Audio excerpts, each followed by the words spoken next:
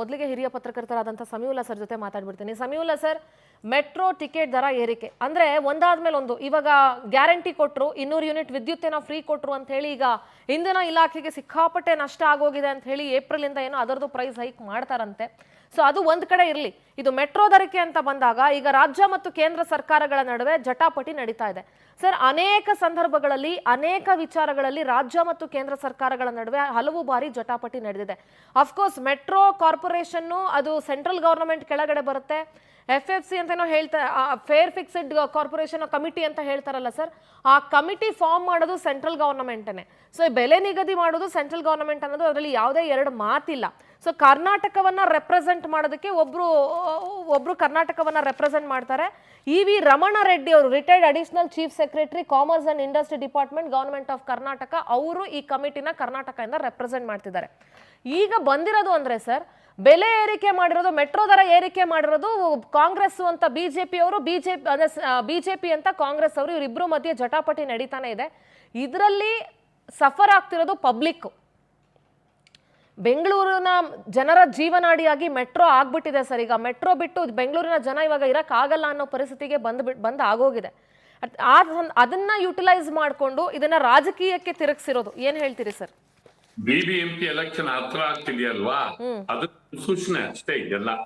ಈ ಪ್ರೊಟೆಸ್ಟ್ ಇವೆಲ್ಲ ಇದೆಯಲ್ಲ, ತೇಜಸ್ವಿ ಸೂರ್ಯ ಅವರೆಲ್ಲ ಮಾಡ್ತಿರೋದು BBMP ಚುನಾವಣೆಯ ಎಫೆಕ್ಟ್ ಇದು. ಒಂದು, ಮೆಟ್ರೋ ದರ ಏರಿಕೆ ಆದ್ರೆ ಈಗ ಅಶೋಕ್ ಅವರು ಮಾತಾಡ್ತಾ ಹೇಳಿದ್ರು, ಪ್ರತಿಪಕ್ಷ ನಾಯಕರು, ರಾಜ್ಯ ಸರ್ಕಾರದ ದುಡ್ಡು 87% ಸ್ಟೇಟ್, ಆದ್ರೆ ರೈಸ್ ಮಾಡೋದ್ ಮಾತ್ರ ಕೇಂದ್ರ ಅಂತ ಕೇಂದ್ರದ ಮೇಲೆ ಹೇಳ್ತಾರೆ. ಹಾಗಾದ್ರೆ ಕೇಂದ್ರ ರೈಸ್ ಮಾಡಿಲ್ಲ ಅಂದ್ರೆ ಕೇಂದ್ರ ಯಾಕೆ ಸ್ಟಾಪ್ ಮಾಡ್ತು? ಕೇಂದ್ರ ರೈಸ್ ಮಾಡಿಲ್ಲ ಅಂದ್ಮೇಲೆ ತೇಜಸ್ವಿ ಸೂರ್ಯ ಅವ್ರ ಪ್ರಕಾರ ಕೇಂದ್ರ ಯಾಕೆ ಸ್ಟಾಪ್ ಮಾಡ್ತು? ಇವತ್ತು ಜಾಸ್ತಿ ಮಾಡ್ಬೇಕಾಗಿತ್ತು ಅವರು. ಯಾಕೆ ಮಾಡ್ಬೇಕಿತ್ತು? ಮೀಟಿಂಗ್ ಅನ್ನು ಮುಂದಕ್ಕೆ ಹಾಕಿದ್ರು. ಹೌದು, ಯಾಕೆ ಮಾಡ್ಬೇಕಿತ್ತು? ಇಲ್ಲೇ ಕಾಂಟ್ರಡಿಕ್ಷನ್ಸ್ ಇದೆ. ಒಂದು, ಈಗ ಪ್ರೊಟೆಸ್ಟ್ ರೈಸ್ ಆಗಿದೆ, ಪ್ರೊಟೆಸ್ಟ್ ಮಾಡೋದು MP ಗಳ ಹಕ್ಕು, MLA ಗಳ ಹಕ್ಕು, ಪ್ರತಿಪಕ್ಷದವ್ರ ಹಕ್ಕು. ಅವರಿಗೆ ಅರೆಸ್ಟ್ ಮಾಡಿದ್ದು ಮಾತ್ರ ಸರಿ ಅಂತ ನಾನು ಹೇಳಲ್ಲ. ಚುನಾಯಿತ ಪ್ರತಿನಿಧಿಗಳು ಪ್ರೊಟೆಸ್ಟ್ ಮಾಡೋದಕ್ಕೆ ಅವಕಾಶ ಇದೆ ಒಂದು ಡೆಮೋಕ್ರೆಟಿಕಲ್ ಸಿಸ್ಟಮ್ ಅಲ್ಲಿ. ತೇಜಸ್ವಿ ಸೂರ್ಯನ ಅರೆಸ್ಟ್ ಮಾಡ್ತಾರಲ್ಲ ಈ ಗೌರ್ಮೆಂಟ್, ಅರೆಸ್ಟ್ ಮಾಡಿ ಎಲ್ಲೋ ಹತ್ಲಾಗ ಏನೋ ಸ್ಟೇಷನ್ ಕರ್ಕೊಂಡೋಗಿ ಒಂದ್ 10 ನಿಮಿಷ ಕೂರ್ಸೋದ್ ಬಿಟ್ಟು, ಖಾಲಿ ಟ್ರಂಕ್ ನ ಅವ್ರು ಯಾವ ಸಿಂಬಾಲಿಕ್ ಅಂತ ತಗೊಂಡ್ ಹೋದ್ರೋ ತೇಜಸ್ವಿ ಸೂರ್ಯ ಅವರ ಖಾಲಿ ಟ್ರಂಕ್ ಯಾವ್ದೊಂದು ರೆಪ್ರೆಸೆಂಟ್ ಮಾಡುತ್ತೋ?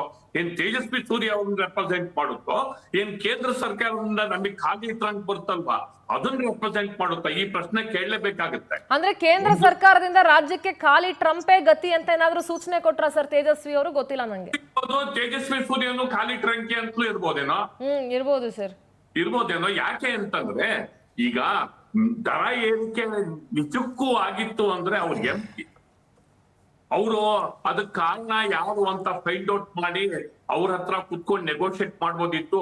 ಈಗ ದರ ಏರಿಕೆ ಬಗ್ಗೆ BMRCಲ್ಲೋ ಅಥವಾ ಕೇಂದ್ರ ಸರ್ಕಾರ, ರಾಜ್ಯ ಸರ್ಕಾರ ಒಂದ್ ಪಾಲಿಸಿ ತರಬೇಕು. ವರ್ಷದಲ್ಲಿ ಇಷ್ಟು, ಅದಕ್ಕೆ ಏನು ನೀವು ಅದರ ಇಂಧನ ದರ ಏರಿಕೆ ಅಥವಾ ಮೇಂಟೆನೆನ್ಸ್ ಏರಿಕೆ, ಇದಕ್ಕೊಂದು ಮೀಟಿಂಗ್ ಇರುತ್ತೆ ಜನವರಿನಲ್ಲೋ ಫೆಬ್ರವರಿನಲ್ಲೋ ಅಥವಾ ಫೈನಾನ್ಷಿಯಲ್ ಇಯರ್ ಮುಗಿದ ಮೇಲೋ ಏಪ್ರಿಲ್ ಅಲ್ಲೋ ನಾವು ಟ್ಯಾರಿಫ್ ರಿವಿಷನ್ ಬಗ್ಗೆ ನಾವು ಮಾಡ್ತೀವಿ. ಅದೊಂದು ಮೀಟಿಂಗ್ ಇಟ್ಕೋಬೇಕು, ಅದಕ್ಕೆ ಹೀರಿಂಗ್ ಮಾಡ್ಬೇಕು, ಅದಕ್ಕೆ KPCL ಅವ್ರು ಮಾಡ್ತಾರಲ್ವಾ ಆ ತರ ಹೀರಿಂಗ್ ಮಾಡ್ಬೇಕು. ಈ ತರ ಒಪಿನಿಯನ್ ತಗೊಂಡು ಒಂದು ರೀಸನಬಲ್ ದರ ಏರಿಕೆಗೆ ಸಂಬಂಧಪಟ್ಟಂತೆ ಒಂದು ಪಾಲಿಸಿ ಮ್ಯಾಟರ್ ತಗೋಬೇಕು. ವರ್ಷಕ್ಕೆ 2 ಸರಿ ಯಾವಾಗ್ಲೂ ಮಾಡೋದು, ಏನೋ ಮಾಡೋದು, ಅದು ಕೂಡ ಒಪ್ಪ ವಿಚಾರ ಅಲ್ಲ. ಆದ್ರೆ ಈ ಪ್ರಕರಣದಲ್ಲಿ ಇವತ್ತು ಆಗಿದ್ದು ಅವ್ರನ್ನ ಅರೆಸ್ಟ್ ಮಾಡಿದ್ದಿದೆಯಲ್ಲ, ಅದು ಅನ್ನೆಸೆಸರಿ, ಬೇಕಾಗಿರ್ಲಿಲ್ಲ. ಮತ್ತೆ ದರ ಏರಿಕೆ ಬಗ್ಗೆ ಬಿಜೆಪಿ ಮಾಡಿದ್ದಂತೂ ಅದು ಚುನಾವಣಾ ಹಿನ್ನೆಲೆಯಲ್ಲಿ ಅಭಾಸ ಸರ್. ಅದು ಅವ್ರಿಗೆ ಅವ್ರು ಯಾವ ಲೆಕ್ಕದಲ್ಲಿ ಮಾಡಿದ್ರೋ ಗೊತ್ತಿಲ್ಲ. ಗಣೇಶ್ ಸರ್ ಹತ್ರ ರಿಯಾಕ್ಷನ್ ತಗೊಂಡ್ಬಿಡ್ತೀನಿ ಸರ್. ಗಣೇಶ್, ಏನ್ ಹೇಳ್ತೀರಿ ನೀವು? ಯಾರು ಬೆಲೆ ಏರಿಕೆ ಮಾಡ್ತಾರೆ ಅನ್ನೋ ಅಷ್ಟು ಮಿನಿಮಮ್ ಜ್ಞಾನ ಇಲ್ದೇನೆ ನೀವು ಪ್ರತಿಭಟನೆ ಕೂತ್ಕೊಂಡ್ರ ಏನು ಅಂತ ನನಗೆ ನೀವು ಉತ್ತರ ಕೊಡ್ಬೇಕು ಇವಾಗ. ವ್ಯಾಖ್ಯಾನಗಳು ಹೇಗೆ ಇರಬೇಕು, ಅವರ ಭಾವನೆಗಳು ಹೇಗೆ ಇರಬೇಕು ಅಂತೇನಿಲ್ಲ. ಸಮೀವುಲ್ಲಾ ಅವರ ಭಾವನೆ ಆ ಥರ ಇದೆ, ನಿಮ್ಮ ಭಾವನೆ ಈ ಥರ ಇದೆ. ಸೊ ತೇಜಸ್ವಿ ಸೂರ್ಯ ಅವರ ಭಾವನೆ ಆ ಥರ ಇದೆ.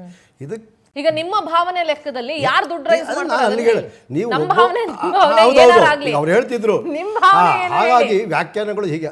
ಆದರೆ ತೇಜಸ್ವಿ ಸೂರ್ಯ ಅವರು ಮಾಡಿರೋದು ಬಹಳ ಸ್ಪಷ್ಟವಾಗೇ ಇದೆ. ಯಾಕೆ ಅಂದ್ರೆ ನೀವೇ ಕೇಳ್ತಿದ್ರಿ ಕೇಂದ್ರ ಸರ್ಕಾರನ ರಾಜ್ಯ ಸರ್ಕಾರನ ಬೆಲೆ ಜಾಸ್ತಿ ಮಾಡೋದು ಅಂತ. ಏನು ಕೇಂದ್ರ ಸರ್ಕಾರ ನಮ್ಮ ರಾಜ್ಯ ಸರ್ಕಾರಕ್ಕೆ ಎಲ್ಲಾ ರಾಜ್ಯಗಳಿಗಿಂತ ಹೆಚ್ಚಾಗಿ ಬೆಲೆ ಮಾಡತಕ್ಕಂಥದ್ದು ಒಂದು ಧೋರಣೆ ಇದೆಯಾ? ಅಲ್ಲಲ್ಲ ಒಂದ್ ನಿಮಿಷ ಗಣೇಶ್ ಅವರೇ, ನಾನು ಇಲ್ಲೇ ಇಂಟರಪ್ಟ್ ಮಾಡ್ತಾ ಇದ್ದೀನಿ. ಇಡೀ ಇಂಡಿಯಾದ ಮೆಟ್ರೋ ರೈಲ್ ತಗೊಂಡ್ರೆ ಮೆಟ್ರೋ ಟಿಕೆಟ್ ಬೆಂಗಳೂರಲ್ಲೇ ಜಾಸ್ತಿ ಇರೋದು, ಬೇರೆ ಯಾವ ಸಿಟೀಸ್ ನಾನು ಅದನ್ನೇ ಹೇಳಿದ್ದು. ಕೇಂದ್ರ ಸರ್ಕಾರಕ್ಕೆ ಬೆಂಗಳೂರಿನಲ್ಲೇ ಜಾಸ್ತಿ ಮಾಡಬೇಕು ಅನ್ನೋತಕ್ಕಂಥ ಭಾವನೆ ಇರ್ಬೋದೇನೋ, ಆಯ್ಕೆ ಇರಬಹುದು, ಆಗಬಹುದು. ನಾನು ಬಹಳ ಸ್ಪಷ್ಟವಾಗೇ ಮಾತಾಡ್ತಾ ಇದ್ದೀನಿ ಒಬ್ಬ ವಕ್ತಾರನಾಗಿ. ಆ ಥರದ್ದು ಯಾವುದೂ ಇಲ್ಲ. ಒಂದು ವೇಳೆ ನೀವೊಂದು ಮಾತು ಹೇಳಿದ್ರಿ, IAS ಒಬ್ಬ ಪ್ರತಿನಿಧಿ ಇರ್ತಾರೆ ರಾಜ್ಯ ಸರ್ಕಾರದ ರಾಜ್ಯ ಸರ್ಕಾರ ಒಂದು ಪ್ರೊಟೆಸ್ಟ್ ಮಾಡ್ಬೋದಾಗಿತ್ತು, ಅವ್ರು ಡಿಸೆಂಟ್ ನೋಟು ಬರೀಬೋದಾಗಿತ್ತು. ಅದು ರಾಜ್ಯ ಸರ್ಕಾರವೇ.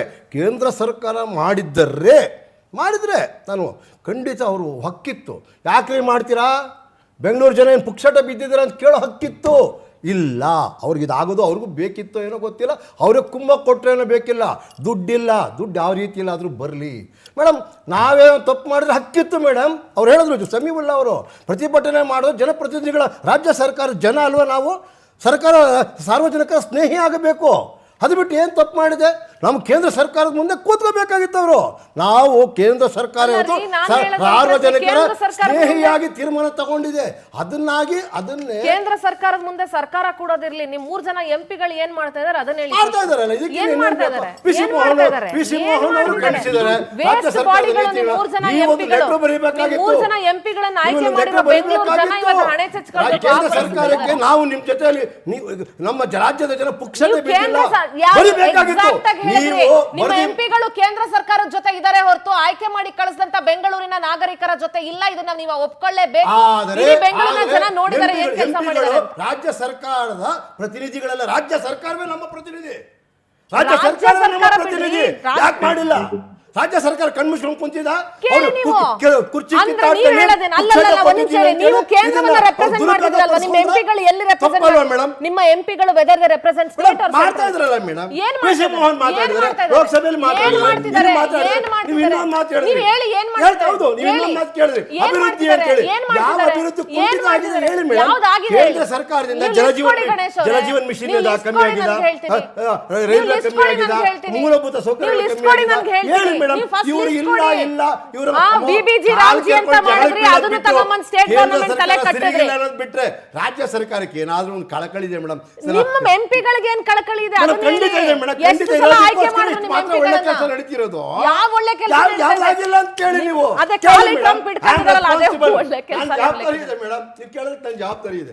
ಖಾಲಿ ಟ್ರಂಪ್ ಇಟ್ಕೊಂಡು ಅವರ ಯೋಗ್ಯತೆ ಏನು ಅಂತ ತೋರಿಸಿರೋದು ಒಂದೇ ಒಳ್ಳೆ ಕೆಲಸ ಮಾಡಿರೋದು. ನಾನೊಂದು ಬ್ರೇಕ್ ತಗೊಂಡು ನನ್ನ ಭಾವನೆ ಅಲ್ಲ ರೀ ಅದು ನನ್ನ ಭಾವನೆ ಅಲ್ಲ, ನಿಮ್ಮ ಮನಸ್ಥಿತಿ. ತೇಜಸ್ವಿ ಸೂರ್ಯ ಅವರ ಮನಸ್ಥಿತಿ ತೋರಿಸ್ತಾ ಇದೆ ಅದು.